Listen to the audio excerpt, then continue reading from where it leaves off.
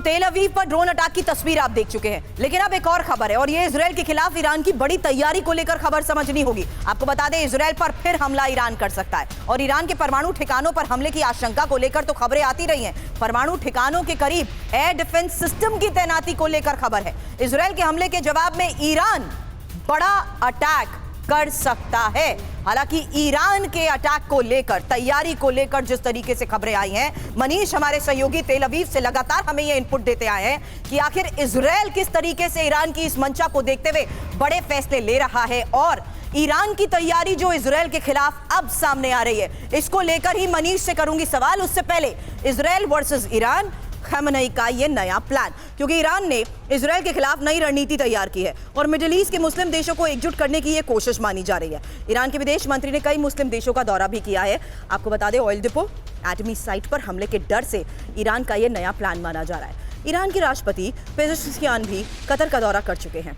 UAE, Bahrain, Qatar ने संभावित हमलों पर यूएस से चिंता भी जताई है। हालांकि इस बारे में एक्सपर्ट से सवाल करने से पहले क्या जानकारी मनीष इस बारे में अब सामने आ रही है, क्योंकि खतरा ईरान पर बड़े स्तर पर बना हुआ है। भले ही ये खबरें हम पिछले 24 घंटे पहले चर्चा कर रहे थे कि न्यूक्लियर साइट्स को निशाना नहीं बनाया जाएगा, लेकिन ये खतरा पूरी तरह से टला नहीं है और ईरान ये जानता है।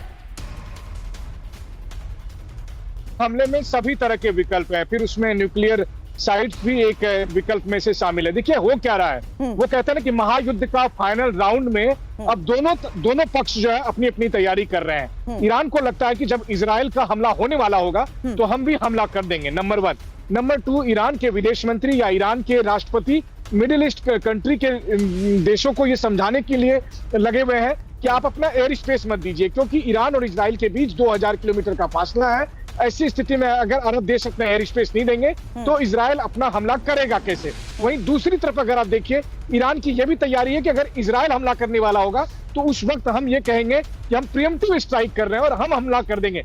वहीं अगर आप इजराइल की तैयारी देखें तो इजराइल ने तय कर रखा है, या कहें कि इजराइल ने इंतकाम लेने की सौगंध खाई है और उन्होंने तय कर रखा है कि हम लीथल, प्रिसाइज और सरप्राइज अटैक करेंगे। वो अटैक कैसा होगा वो किसी को नहीं पता, अमेरिका को भी नहीं पता। बस इतना है कि 1 अक्टूबर को जो हमला ईरान ने किया था उसका जवाब ईंट का जवाब पत्थर सा होगा। ये केवल इजराइल ने तय कर रखा है और वो कब होगा ये भी सब पूरी दुनिया को इसका इंतजार है। चलिए, शुक्रिया मनीष हमें ज्वाइन करने के लिए। इस वक्त लगातार आपसे इस बारे में अपडेट लेते रहेंगे। Stay safe. और इस बीच एक और बड़ी खबर है। दक्षिण लेबनान में इजराइल के हमले को लेकर खबर एक बार फिर से सामने आ रही है, जहां सिडोन और बेरूत हाईवे के पास एयर स्ट्राइक को अंजाम दिया गया है। आपको बता दें, जिये की इमारतों को यहां निशाना बनाया गया है और बेरूत हाईवे के पास अटैक की ये तस्वीर सामने आई है। थोड़ी देर पहले सीधे बेरूत से हमारे सहयोगी सुमित चौधरी भी हमारे साथ थे, जो बता रहे थे कि किस तरीके से अलग अलग इलाकों का मुआयना करते हुए ये साफ हो गया कि अभी फिलहाल जिस इलाके में ऑपरेशंस को अंजाम दिया जा रहा है, वहां जब तक पूरी तरीके से खात्मा नहीं होगा उसके बाद और अंदर के एरिया में इजराइल शामिल नहीं होगा। अब ये तस्वीर है सिडोन बेरूत हाईवे के पास हुई उस एयर स्ट्राइक की, जिससे साफ हो गया कि दक्षिण लेबनान के किस तरीके से अलग अलग इलाकों में इजराइल की तरफ से हमलों को अंजाम दिया जा रहा है। अब इजराइल के बारूदी प्रहार से दहले लेबनान को लेकर खबर यह है कि जिये के पास बारजा में भी एयर स्ट्राइक को अंजाम दिया गया है और ये रिहायशी इमारत थी। रिहायशी इमारत में हुई भीषण बमबारी के बाद की ये तस्वीर, ये मंजर देखिए, जहां आईडीएफ के इसी हमले में 4 लोगों की मौत की भी खबर है, जबकि 14 लोग इसमें घायल बताए जा रहे हैं।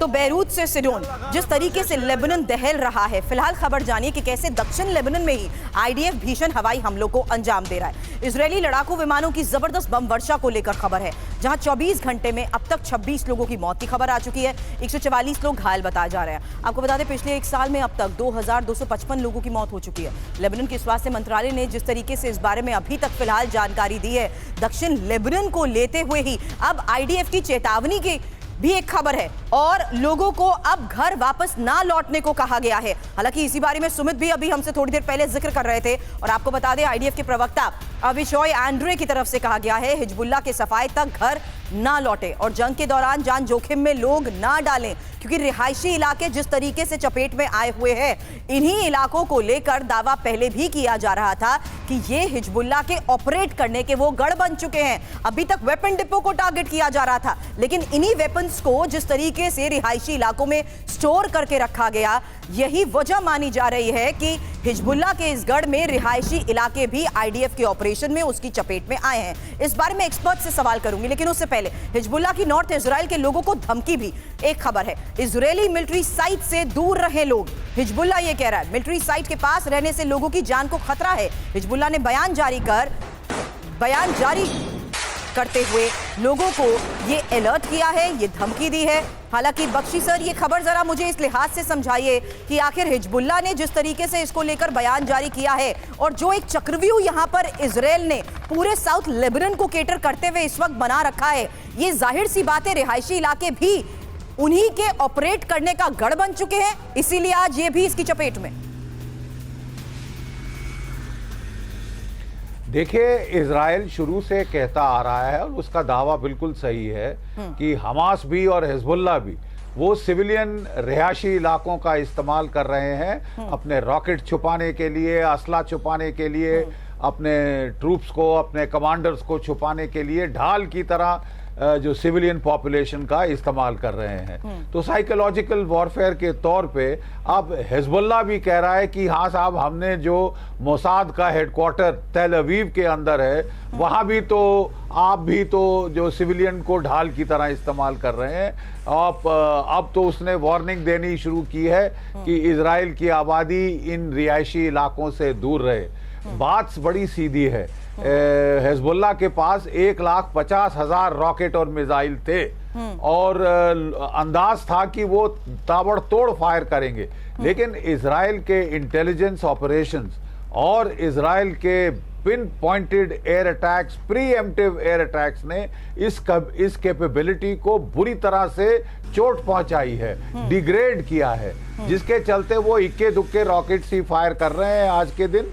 और जो मैक्सिमम उन्होंने फायर किए थे 200-300 रॉकेट्स प्रतिदिन फायर किए थे, जबकि अंदाज था कि वो हजारों रॉकेट प्रतिदिन फायर करेंगे। लेकिन इजराइल ने बड़ा इफेक्टिवली इंटेलिजेंस ऑपरेशंस और एयर पावर का एप्लीकेशन और अब तो ग्राउंड ऑफेंसिव भी उनके शुरू हो गए हैं सदर्न लेबनान के अंदर। ज्यादातर इजराइल कोशिश करेगा एयर पावर से और इंट ऑपरेशन से दबाने की। 7 टॉप कमांडर मारे गए हैं। नसरल्लाह के बाद जो रिप्लेसमेंट था वो मारा गया, उसका जो रिप्लेसमेंट था वो भी मारा गया। अब तो वो डर रहे हैं कि किसको बनाए अपना कमांडर। तो इंटेलिजेंस पेनिट्रेशन तो अभूतपूर्व है इजराइल की, हिजबुल्लाह के अंदर खासकर तबाही कर दी है उसकी। लेकिन अभी भी हिजबुल्लाह को हम बिल्कुल हॉर्स्ड कॉम्बैट नहीं समझ सकते। अभी भी वो दिखाना चाह रहा है कि हाँ, मेरे में दम है,